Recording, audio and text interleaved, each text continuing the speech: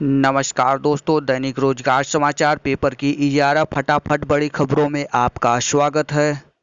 11 प्रमुख खबरों को देखने से पहले आपसे निवेदन है कि देव एकेडमी को सब्सक्राइब जरूर करिएगा। वीडियो अच्छा लगे तो लाइक, शेयर, कमेंट करना ना भूलिएगा मित्रों।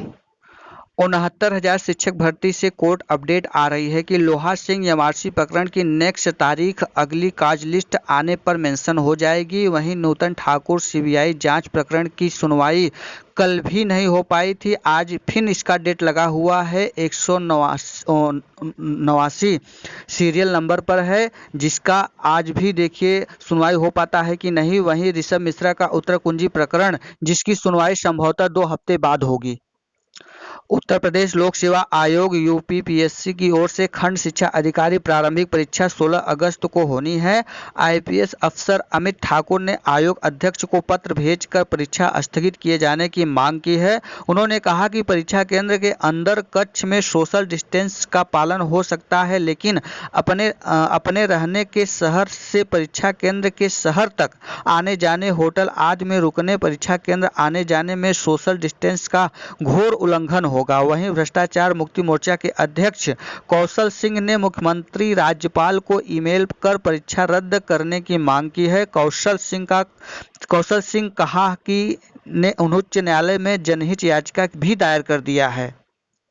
बीएड प्रवेश परीक्षा का सेंटर 900 किलोमीटर दूर प्रदेश भर में 9 अगस्त को प्रस्तावित है। बीएड प्रवेश परीक्षा लखनऊ विश्वविद्यालय की ओर से प्रदेश भर में 9 अगस्त को बीएड प्रवेश परीक्षा प्रस्तावित है।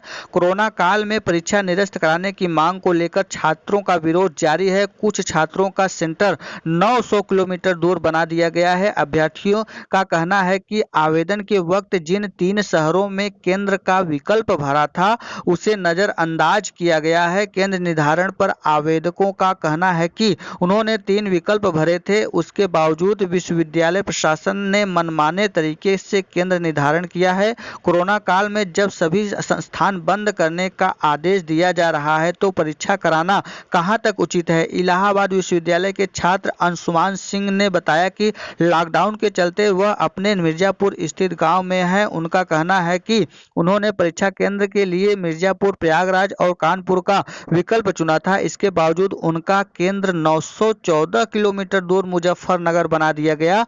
जीरो रोड के रहने वाले सात्विक गुप्ता का केंद्र बांदा बना दिया गया है। इसी तरह तमाम ऐसे आवेदक हैं जिनका केंद्र दूर के जिलों में बना दिया गया है।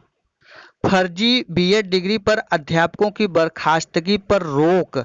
हाई कोर्ट ने अंबेडकर विश्वविद्यालय की बीएड की फर्जी मार्कशीट पर नौकरी कर रहे अभ्यर्थियों को राहत प्रदान करते हुए उनकी बर्खास्तगी पर रोक लगा दिया है।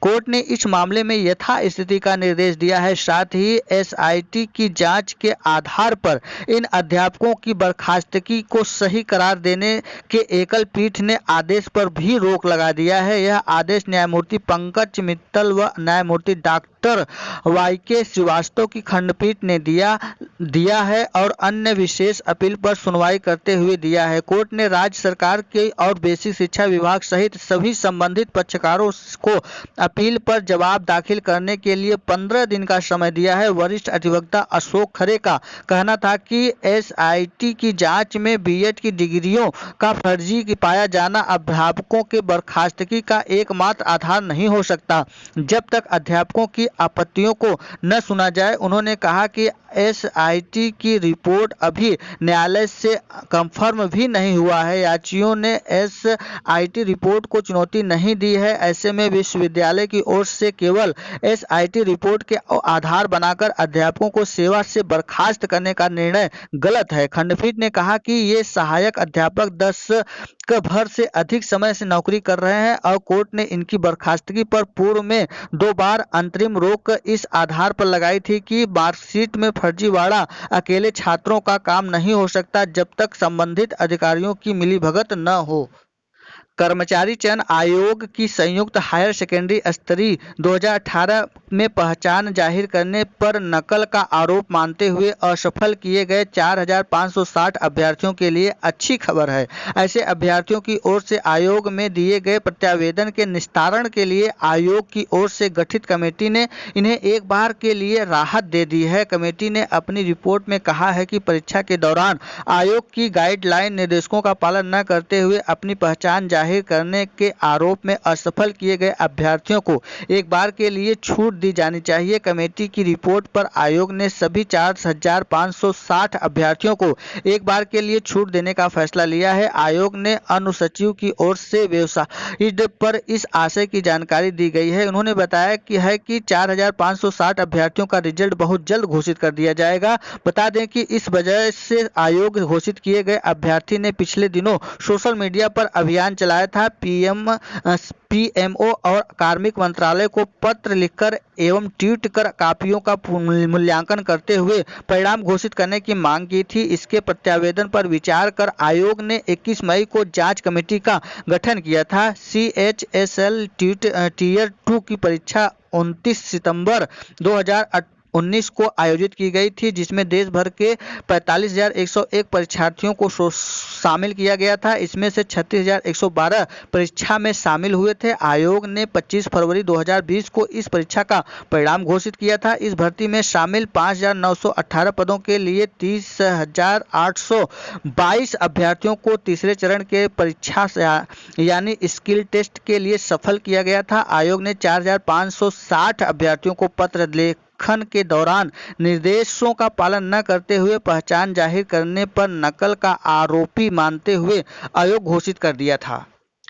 लखनऊ विश्वविद्यालय की ओर से बीएड प्रवेश परीक्षा 9 अगस्त को होनी है। प्रवेश परीक्षा की तैयारी को लेकर गुरुवार को प्रोफेसर राजेंद्र सिंह रज्जू भैया विश्वविद्यालय में प्रतापगढ़, कौशाम्बी, फतेहपुर के केंद्र व्यवस्थापकों के साथ बैठक की। बैठक में लखनऊ विश्वविद्यालय के 3 सदस्यीय टीम ने परीक्षा की गाइडलाइन के अवगत कराया। रजिस्ट्रार शेषनाथ पांडे ने बताया कि बैठक में तय हुआ कि बुखार पीड़ित अभ्यर्थियों को परीक्षा से वंचित नहीं किया जाएगा, बल्कि उन्हें अलग कमरे में बैठाया जाएगा। सोशल डिस्टेंसिंग को देखते हुए एक कमरे में 24 एवं सेंटर पर 3 छात्रों की परीक्षा होगी।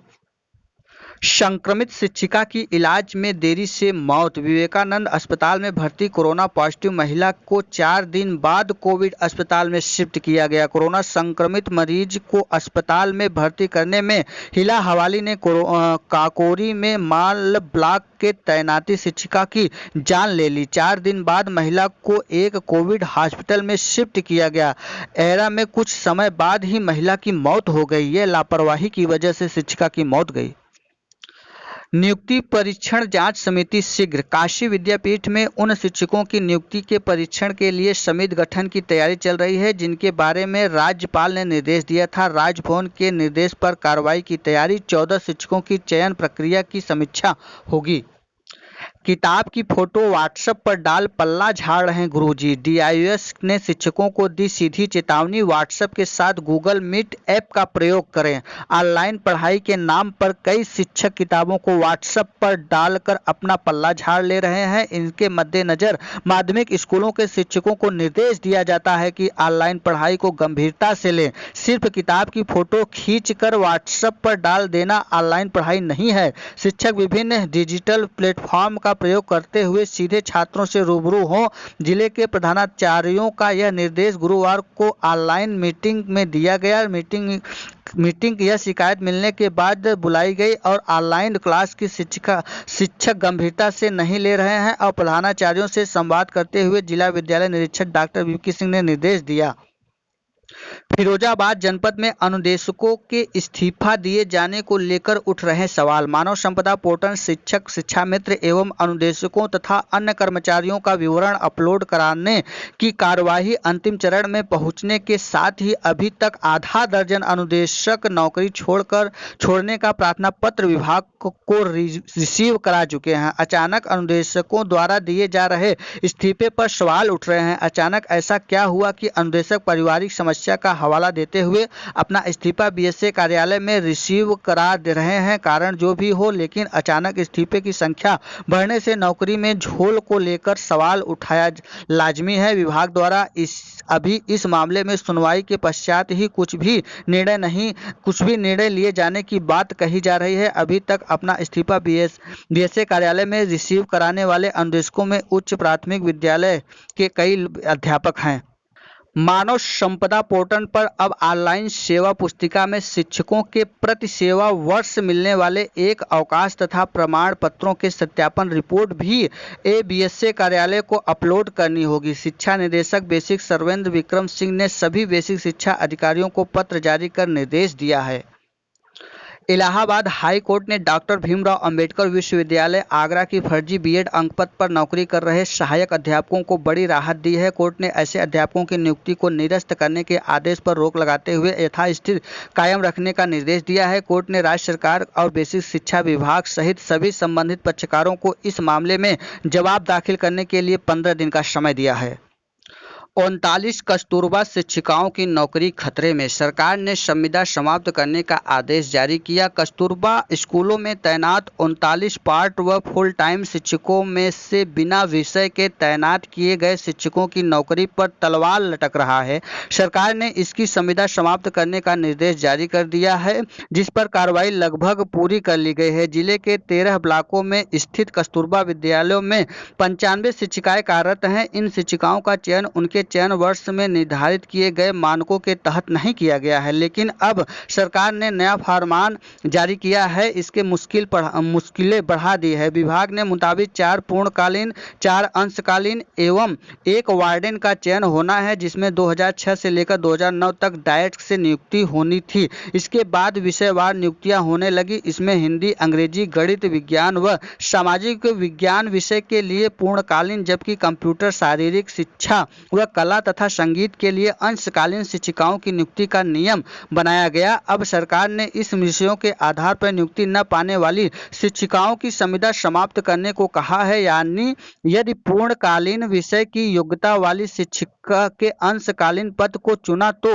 उनकी संविदा समाप्त कर दी जाएगी। इस प्रकार यदि पूर्णकालीन पद के सापेक्ष अंशकालीन योग्यता वाली शिक्षिका को नियुक्ति दी गई तो उनकी भी संविदा समाप्त हो जाएगी। इतना ही नहीं, सरकार ने बिना टीटी की तैनाती वाली शिक्षिकाओं की भी संविदा समाप्त करने को कहा है। सरकार का फरमान है कि परीक्षण करते समय टीटी वालों को वरीयता दी जाए, जबकि तमाम शिक्षिकाओं ऐसे हैं जबकि उनकी नियुक्ति हुई तो टीटी लागू ही नहीं हुआ था। ये था आज का दैनिक रोजगार समाचार पेपर की इजारा फटाफट बड़ी खबरें। वीडियो अच्छा लगा हो तो देव एकेडमी को सब्सक्राइब, लाइक, शेयर, कमेंट करना ना भूलिएगा दोस्तों। वीडियो में अंत तक बने रहने के लिए बहुत बहुत धन्यवाद। फिर मिलते हैं एक नई सूचना के साथ, तब तक के लिए नमस्कार।